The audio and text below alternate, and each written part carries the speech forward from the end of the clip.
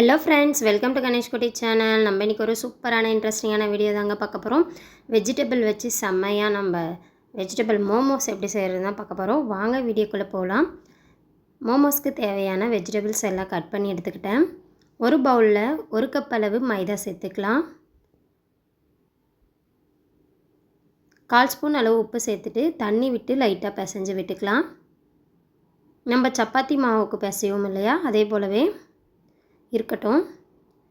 அடுப்பில் ஒரு பேன் வச்சுக்கிட்டேன். பேன் நல்லா சூடான உடனே எண்ணெய் ஊற்றி ஒரு முட்டையை உடச்சி ஊற்றிக்கிட்டேன். கூடவே 1/4 ஸ்பூன் அளவு உப்பு இதெல்லாம் சேர்த்து நல்லாவே மிக்ஸ் பண்ணி நல்லா முட்டை பொடி மாஸ் மாதிரி ரெடி பண்ணி எடுத்துக்கலாம்.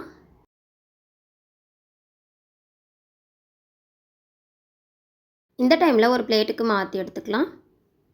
அதே பேன்லேயே 1 ஸ்பூன் அளவு எண்ணெய், கட் பண்ணி வச்சுருக்க பச்சை மிளகாய், கட் பண்ணி வச்சுருக்க பீன்ஸ் இது எல்லாமே கலர் சேஞ்ச் ஆகாத வரையிலும் மிக்ஸ் பண்ணி விட்டுக்கலாம்.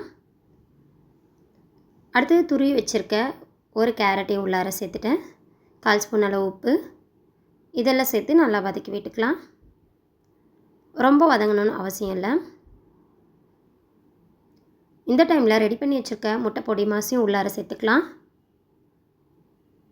நல்லா மிக்ஸ் பண்ணி விட்டுட்டு ஸ்டவ் ஆஃப் பண்ணிடலாம். நான் காரத்துக்கு எதுவும் பொடி சேர்க்க கிடையாது. கடைசியாக கொத்தமல்லி சேர்த்துக்கலாம். அவ்வளோதான், இருக்கட்டும்.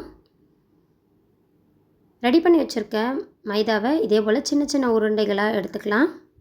நம்ம எந்த சைஸில் மோமோஸ் செய்ய போகிறோமோ அந்த சைஸில் ரெடி பண்ணி எடுத்துக்கலாம். நம்ம சேனலில் சிக்கன் மோமோஸ் எப்படி செய்கிறதுன்னு வீடியோ இருக்குது. கண்டிப்பாக லிங்க் கொடுக்குறேன், செக் பண்ணி பாருங்கள். நமக்கு தேவையான சைஸில் கொஞ்சமாக மாவு சேர்த்துட்டு மைதாவை வச்சு திரட்டி எடுத்துக்கலாம். நம்ம பூரி போடுவோம்ல, அதே போலவே ரொம்ப திக்காகவும் இல்லாமல் ரொம்ப தின்னாகவும் இல்லாமல் இதே போல் திரட்டி எடுத்துக்கிட்டேன். ரெடி பண்ணி வச்சுருக்க மசாலாவை மாவுக்கு மேலே வச்சு கொழுக்கட்டை எப்படி நம்ம செய்வோமோ அதே போல் அழுத்தி விட்டுக்கலாம். இதே போல் அழுத்த வரலனா ஒரு சைடில் மட்டும் தண்ணி லைட்டாக தொட்டு விட்டுட்டு அதுக்கப்புறம் அழுத்தி விட்டுக்கோங்க. நம்ம கொழுக்கட்டை செய்வோம் இல்லையா, அதே போல். அதுக்கப்புறம் 2 கார்னரையும் இதே போல் ப்ரெஸ் பண்ணி விட்டுருங்க. பாருங்கள், சூப்பராக அழகாக கிடச்சிருச்சு மோமோஸ். இதே போலவே எல்லா மோமோஸும் செஞ்சு எடுத்துக்கலாம்.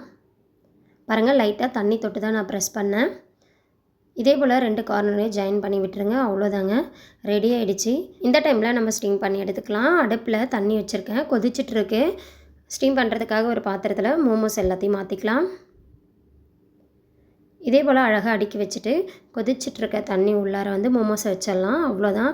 5லேருந்து 6 நிமிஷம் வரையிலும் நல்லா வேகட்டும். அதுக்கப்புறம் எடுத்து ஓப்பன் பண்ணி பார்க்கலாம். பாருங்கள், நல்லாவே சூப்பராக வெந்து வந்துருச்சுங்க. அவ்வளோதான், சுட சுட சூப்பரான டேஸ்ட்டில் வெஜ் எக் மோமோஸ் ரெடி ஆகிடுச்சு. கண்டிப்பாக நீங்களும் ட்ரை பண்ணி பாருங்கள். ரொம்பவே சூப்பராக இருக்கும்.